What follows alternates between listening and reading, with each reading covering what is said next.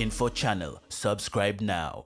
Yes bani, asubuhi iliyo njema kabisa ladies and gentlemen, popote pale ambapo unatufuatilia kupitia Ganga Info Channel. Karibu tukusogezee dondoo mbalimbali kuhusiana na zile taarifa ambazo zinaendelea kuchukua sura mpya kupitia mitandao ya kijamii.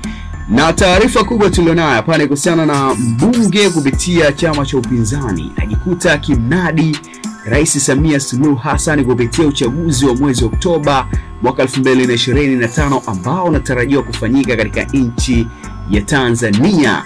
Mimi ni mbunge wa upinzani lakini tumpigie kura Daktari Samia Hawa Mwaifunga.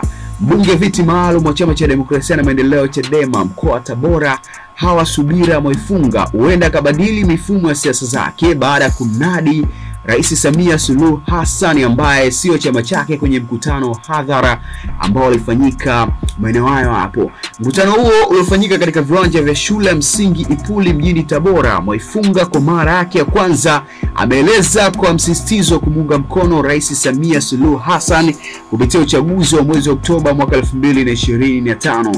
Mwaifunga amesisitiza wananchi kujitokeza kumpigia kura Rais Samia wa CCM katika uchaguzi wa mwezi Oktoba mwaka huu, akisema kuwa anastahili kurejea madarakani kwa kuwa ametekeleza matakwa ya wananchi kwa kipindi cha uongozi wake. Mbunge huyo wa Chama cha Demokrasia na Maendeleo Chadema anatabiriwa huenda akaondoka kwenye chama hicho ambacho kilishatangaza kumfuta wanachama licha ya kuwa alipinga uamuzi wa kuondolewa kwake wanachama kupitia Chama cha Demokrasia na Maendeleo Chadema. Bana, mambo yanazidi kuwa mazito kuelekea uchaguzi mkuu wa mwezi Oktoba mwaka 2025 ambapo tumeshuhudia matamko mbalimbali, lakini pia tumeshuhudia mambo mbalimbali yakiendelea kwa upande wa upinzani, lakini pia kwa upande wa chama tawala, chama cha CCM.